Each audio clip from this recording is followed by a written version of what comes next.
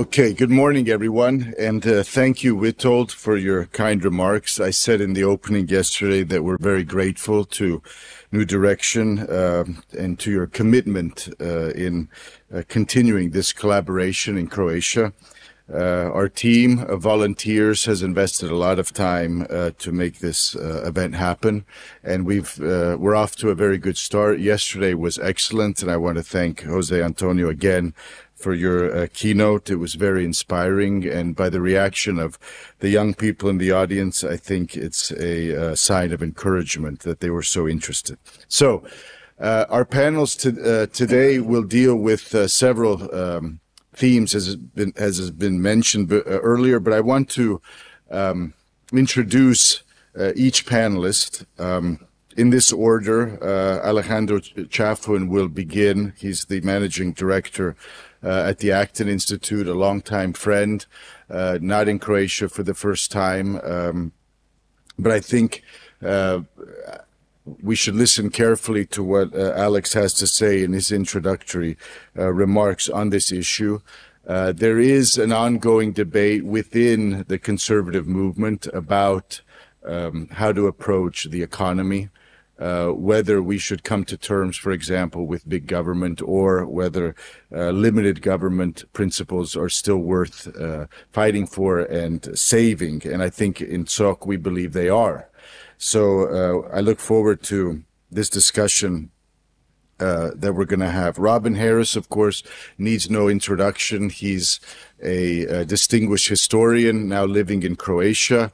We're happy that he's very involved in SOC, and Robin, his vast experience also in government, in public policy, gives him, I think, a unique ability to put things in perspective. And so we're very grateful that he's on the panel. Next, Andrej Grubisic.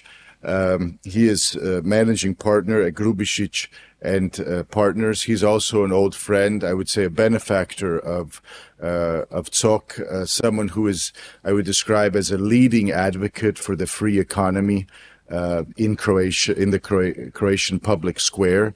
There's too few of people like Andre who are bold and willing to sometimes speak inconvenient truths.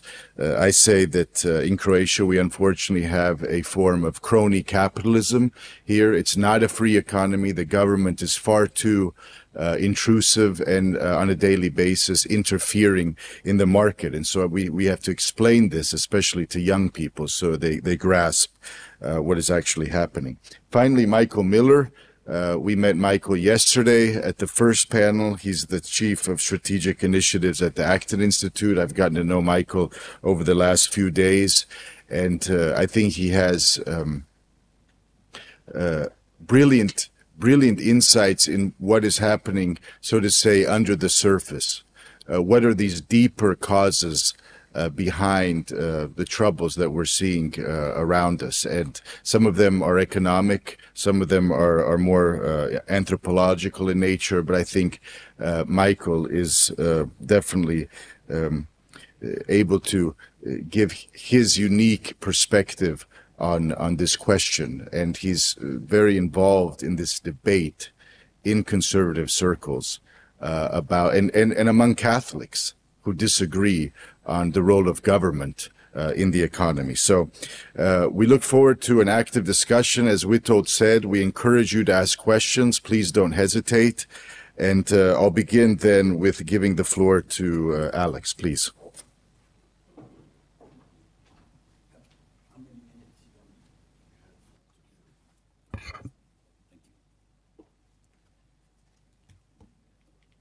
Well, good morning, and nice to see some of you again. I have spent most of my professional life, from college onwards, with two groups of people. One tend to stress we just have good families, good values, and all the rest will be taken care of. We will end up with a wonderful society. On the other hand, I spend my life with other people who think, no, we just need free market. We just need a free economy and everything will be solved. In my conclusion will be, we need both. We need great families and we need a great free economy. And both are come together. And I will try to explain that to you. First, to this is not a new topic. I mentioned yesterday this amazing collection of essays, Conversations on Conservatism. But it doesn't not only include the great popes of conservative in the United States, you know, like William Buckley or Frank Meyer or Russell Kirk. It has the Pope of libertarianism, Murray Rothbard, the Pope of positive economics, Milton Friedman. And the debate, you know, this was mostly, 1965, they were discussing all these things. And I really recommend, perhaps you need a volume like this with the great conservatives of Europe too. Because again, the debates you're going to see are very similar. First, I had the pleasure of meeting Milton Friedman in 1980. My first thing was the big fight against him. But then he was part of one of my mentors. And I want to read a couple of things of Milton Friedman, but you will see that we are not so far away. He says, look at his definition of liberal. A liberal is a person who believes in individual freedom as a central problem in social organizations. And he has other writings where he says the family is perhaps the true unit of the free society. Let me continue with Milton. He says, about the importance of tradition and common set of values, which is essential, especially in Europe, where you have a welfare state that is made possible only by certain common set of values in some countries. This is Friedman. All really agree that a free society must have a body of values which is commonly accepted and provides this cohesive base. This is, of course, the role of tradition. It is the role of religion. It is a valid element in those that emphasize these things. He didn't emphasize those things, and he tends to believe that the free market, in the while we exchange things, also starts creating common sets of value. So as I have a lot to say, and only now 25 or 27 minutes. Let me start with my conclusions. Okay, so, and I will repeat them perhaps at the end. First, private property and a free economy are essential pillars of conservatism. But given the attacks against the free society are coming mostly from the cultural arena, we see many of our friends neglecting the importance of a free economy. Now, the other thing I will try to stress, again, I'm coming from the more free market side, is just because you are conservatives and good people doesn't mean that original sin disappears. Power will tend to corrupt, and absolute power will tend to corrupt you. Second, economic laws don't disappear.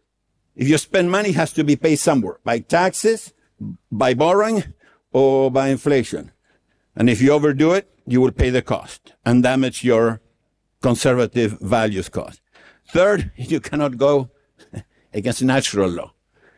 Eventually you will die.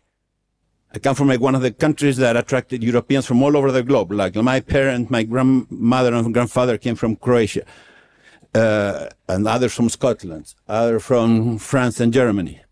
They came to a country that was flourishing, was Argentina. And the conservatives said, well, the free market is not working very well. Let's create all this great organization, the central bank, pushed by the British with a strong force. They helped create and push for the regulatory apparatus that then, when a sort of evil dictator came, populist dictator, Juan Perón came, he started using it for his own interest. So eventually, careful, the machine of intervention that you create will be handled by others. One of the persons who was more damaging to the free economy is another famous Englishman, Lord John Maynard Keynes. Before Piketty, he was the Pope of working against the free market. in discussion about money and paper money, people say, well, is this paper money really money? He said, forget it. We own the dictionary now. And now, what is going now? Now, they own the dictionary now. So they can define life, men, marriage, fascism, as they like. So it's imperative in everything that we say now is to define our terms. Let me define the free economy or free market. It's simple. It's just the process where human persons are being able to use and exchange our property rights. That's the free economy. Now, what do I mean by conservatism? I understand the ideology, political philosophy, and movement which defend not only the view of the human person, which was presented yesterday by Michael Miller, but also the ones who defend, enhance, nurture the institutions which allow human beings to flourish. The family, private property, mediating institutions like churches and clubs, and equality before the law. Now, let me spend a little time now on the free economy. I mentioned it is the process where human persons exchange freely what is their property.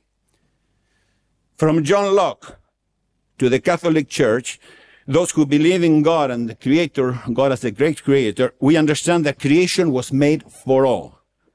But from John Locke, who some call the father of liberalism, to the great fathers of the Catholic Church, most of them, they all recognize that after original sin, for property to benefit all, for reason of morality and also efficiency, it is better that it be in private hands. This is the social function of private property. It encourages social cooperation.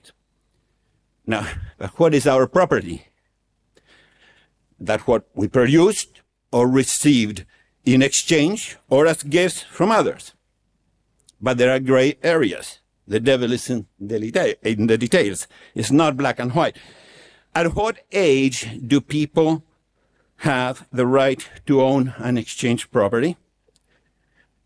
What happens when in old age one person starts to lose his or her mind? Our most important property is our body. Can we sell our body? If so, at what age? Again, there are libertarians and some called libertines. Many people, yesterday, Cato Institute, a group that some in my organization, in the current organization like, basically completely defending prostitution and what a great thing it is. People can find their vocation in prostitution. I'm not kidding. Students for Liberty, a group that also we sometimes collaborate with, had a major piece and had to alert some of their donors. How I find my true vocation and purpose in life.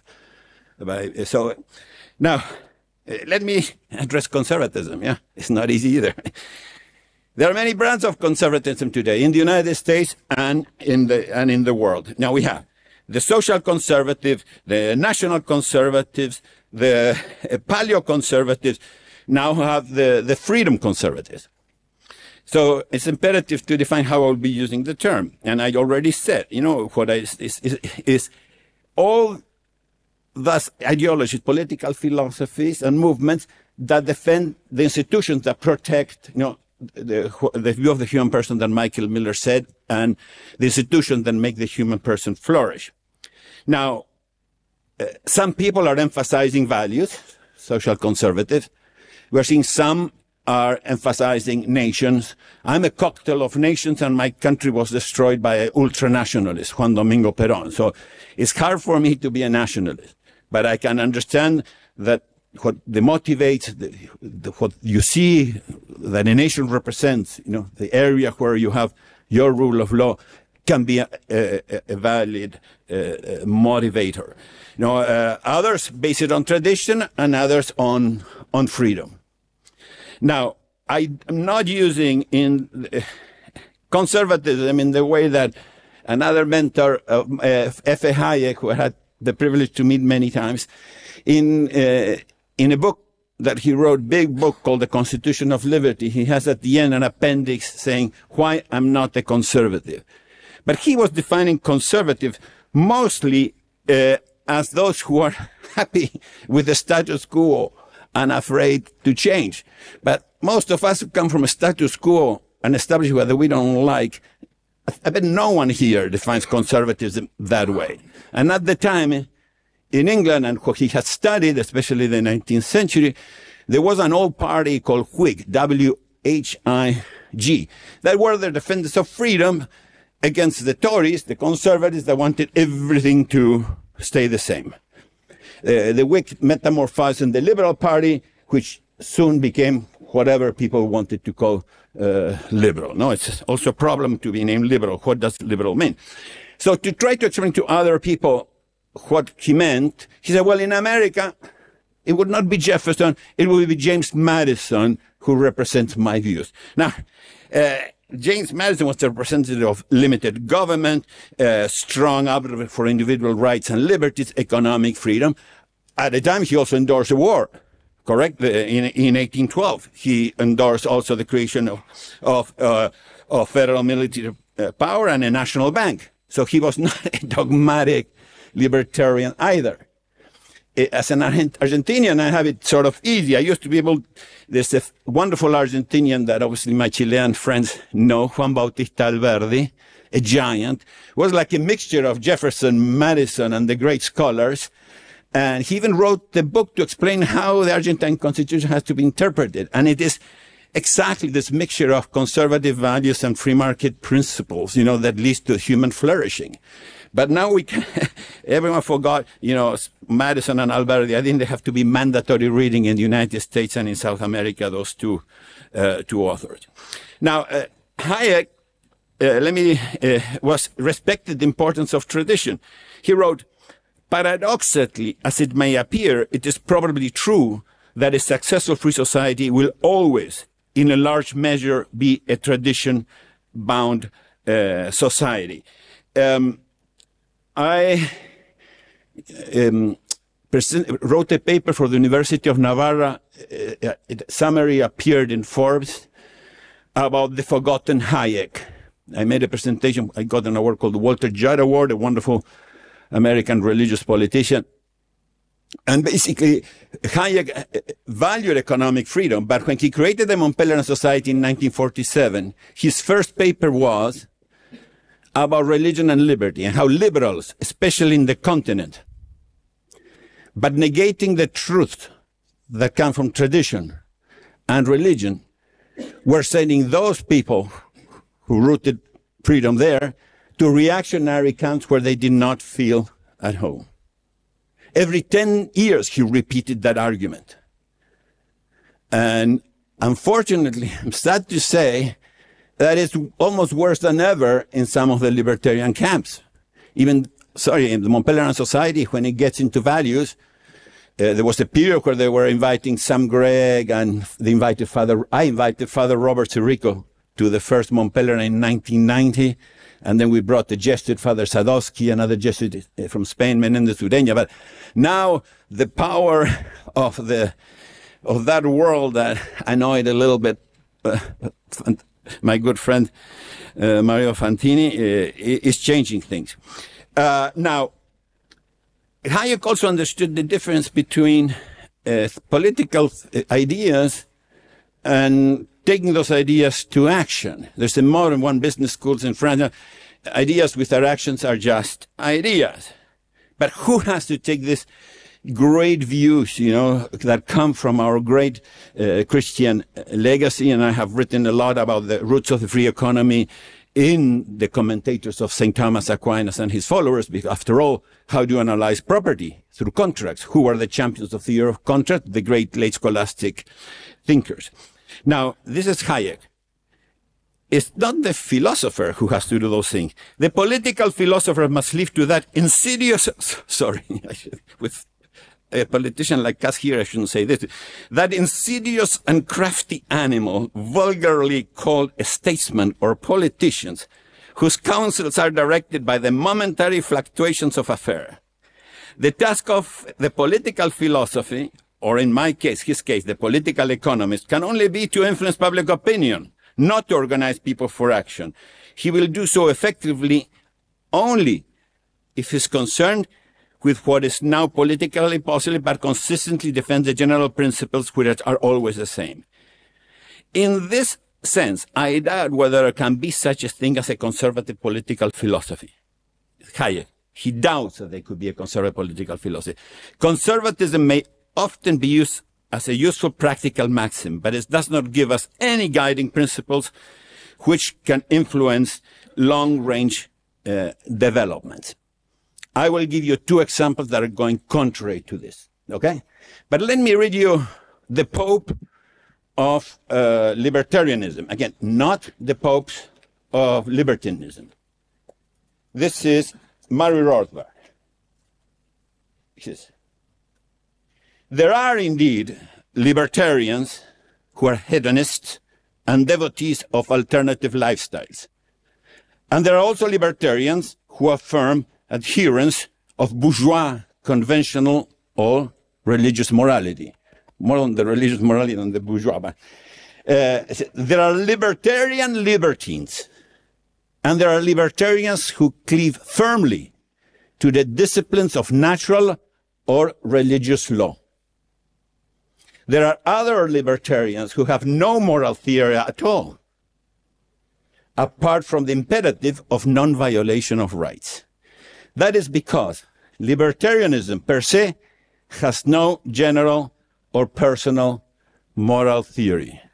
Wow, we have nothing. Well, given this, a great intellectual entrepreneur and leading conservative in the mid-20th centuries of the United States, William F. Buckley, one of our keynote speakers at Acton, in September 11, 1960, a group of, I would say it was almost, must have been close to 190 people, met in his house in Sharon, Connecticut, and they released the Sharon Statement. This has been a guiding principle of a group that was started in 1953, and I have the privilege of being trustee. It's the non-intercollegiate Society of Individualists, was called at the time, now it's Intercollegiate Studies Institute. And now, this story I will read because it's very important. I could read you only the two economic paragraphs for this topic, but he says, we as young conservatives believe that foremost among the transcendent values is the individual's use of his God-given free will, whence derives his right to be free from the restrictions of arbitrary force, that liberty is indivisible, and that political freedom cannot long exist without economic freedom, that the purpose of government is to protect those freedoms through the preservation of internal order, the provision of national defense, and the administration of justice. That when the government ventures beyond these rightful functions, it accumulates power, which tends to diminish order and liberty. That the Constitution of the United States is the best arrangement yet devised for empowering government to fulfill its proper role while restraining it from the concentration of abuse of power. There you can put your major documents of your country. That the genius of the Constitution, the division of powers, is summed up in the clause that reserves primacy to the several states or to the people in those spheres not specifically delegated to the federal government. And now to the paragraphs on the topic of this morning's panel. That the market economy, allocating resources by the free play of supply and demand, is the single economic system compatible with the requirements of personal freedom and constitutional government, and that it is at the same time the most productive supplier of human needs. Another paragraph, that when the government interferes with the work of the market economy, it tends to reduce the moral and physical strength of the nation. That when it takes from one man to bestow on another, it diminishes the incentives of the first, the integrity of the second, and the moral autonomy of both. Then he says that we will be free only so long as the national sovereignty of the United States is secure, that the history shows periods of freedom are rare, and can exist only when free citizens concertedly defend their rights against all enemies. At the time that the forces of international communists are at present the greatest single threat to these liberties, and that the United States should stress victory over rather than coexistence with this menace, and that American foreign policy must be judged by this criterion: does it serve the just interest of the United States? This Saturday, a leading group of conservatives, they call themselves the Freedom Conservatives, drafted a statement. It's incomplete. It's going to be released, so I will send it to you this weekend. And I signed it. It's not complete. It's the paragraph about God is out. But just to tell you, even in 1960, yeah, it's out. But in 1960, that paragraph got 44 votes in favor, 40 against. Okay, 1960. Now, I'll read you the two paragraphs on economics. The foundation of prosperity. The free enterprise is the foundation of prosperity. Americans can only prosper in an economy in which they can afford the basics of everyday life: food, shelter, healthcare, and energy. A corrosive combination of government intervention and private cronyism is making these basics unaffordable to many Americans. We can put Croatians there. We commit to reducing the cost of living through competitive market, greater individual choice, and free trade with free people. Not with, while upholding the rule of law, freedom of contract, and freedom of association. Then a big warning about the federal debt as an existential problem to Americans, and says, we commit to building a constructive reform agenda that can restore Americans' fiscal sustainability, ensuring that future generations inherit a more prosperous and secure nation that we now inhabit. But notice again, free trade with free people, trade of stolen goods or of goods manufactured by slave labor or goods controlled by dictators or criminal organization, or in a way sometimes now mixed with crony capitalists, could be considered free by some actors. But I consider, and most conservatives I believe, as a bad use of the word freedom, and I think it is totally acceptable to argue that there is no such right to trade with the enemy. Let me just tell you some of the difficult topics and give you end with some just bullet points of how to put in practice some of these things. Again, I mentioned some of the difficult areas. What is the age of consent? It's difficult, but huge implications. In old age, Michael, you used the word dignity yesterday. There's a big process, and the libertarians in my former family is pushing it to normalize killing old people, especially catching them in the last time of their life. In Switzerland, the chain of clinics is called dignity clinics. Okay, so look how they try to capture all the works. But again, topics you can fight, how about work on Sundays? Just to tell you, if you want to restrict, just remember you always have unintended consequences. You close grocery stores, then the gas stations will have the grocery stores, whatever. Solutions, I think, things that you can think, just bullet points for Croatia. Especially, I think, look, let me be clear. I'm 68 years old, have worked all over the world. I look at all the numbers. I have seen human beings flourish and human progress in countries with very diverse levels of government intervention. Everyone loves, or speaks, not everyone, many youth romanticize about Scandinavia, but they don't want the taxes or the discipline. And maintaining that welfare state, with 55% of government spending and taxes, is only possible when you have a common set of values and a homogeneous society. All that consensus is disappearing. But I understand that different interventions, you can still flourish.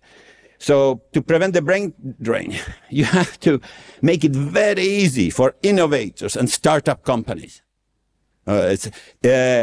For people who are just coming into the market, for me, the best law I have seen for the poor, you don't have so many, you have extreme poverty in Croatia, but the best law I have seen is the one done in Brazil by the Ministry of Paulo Guedes, who basically what they do, they lower the barriers of entry in that places where the poor enter the market. That is the best way to practice the preferential option for the poor, and especially giving security against the attack, against the attacks that people want to corrupt their minds and souls and bodies.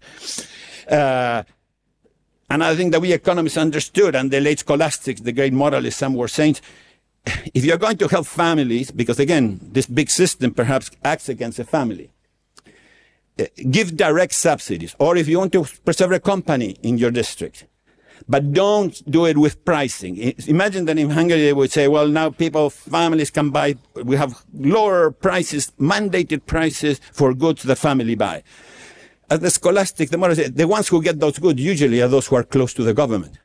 When Chile started this great experiment, and the brother of Felipe, for me, it was, for Jose Antonio Cas Miguel, for me, was a saint. He started by doing a map of poverty. And by doing the map of poverty, he realized that all those things that were intended to help the poor were really helping the cronies near the government. And so that is my recommendation. Do it directly. Politicians don't do it because then you can see what is the cost of maintaining this inefficient company. But with families, I think you are safer. And we'll finish with, perhaps, I don't know if it's optimism, because we have been here before, and there were bad times before. I'm going to read Frank Meyer, who was a communist, before, moved to our side. His son created the Federalist Society, Gene Meyer. He said, 1965, we are facing one of the great civilization crises of all time. I mean, you can look around. The very standards of life by which people have lived for hundreds of years, certain basic ones, are breaking down all around. He says, the very Western family is breaking down. He was right, but again, I think that if we, going back to the beginning, if we understand that we are all subject to original sin, if we understand, that there is something that scarcity and rule of law and economic laws, and if we bring those two things together, the best values and the best economic science, I think there is always hope for society. I thought Chile was lost. Look what the principal person like Jose Antonio Cas and all his team that we'll hear next have been able to do to recover something that it was lost. So thank you all for your attention and look forward to your questions.